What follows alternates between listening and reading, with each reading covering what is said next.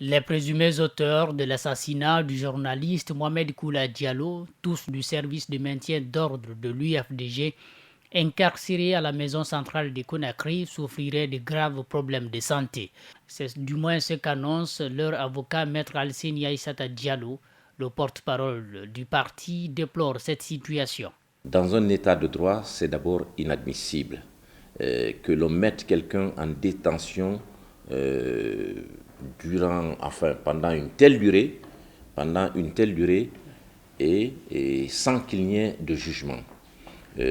D'abord, quand il y a crime, il faut savoir que la présomption d'innocence est en faveur de l'accusé. La détention devient longue pour les familles des détenus. Depuis 3 mois, ils sont emprisonnés sans procès.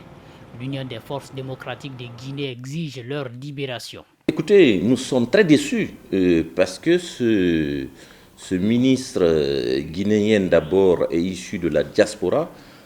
Il a longtemps vécu en France où il exerçait sa profession d'avocat. Au regard de l'expérience qu'il a acquise à l'étranger, malheureusement, il est comme bon nombre de nos compatriotes qui reviennent au bercail pour s'insérer dans le système et encore pour être plus détestables que les gens qu'ils ont trouvés sur place. Le ministre de la Justice est récusé dans ce dossier pour plusieurs raisons, dont entre autres. Ce que nous exigeons, si, disons, le ministère public qui les accuse d'avoir commis un quelconque crime n'est pas capable de prouver, disons, la véracité de ce crime-là, mais écoute, qu'on les libère.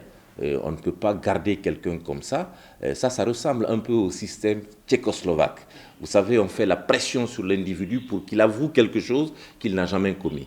Selon des sources proches du dossier, 4 parmi la vingtaine de détenus seraient admis dans une structure sanitaire de la place pour des soins.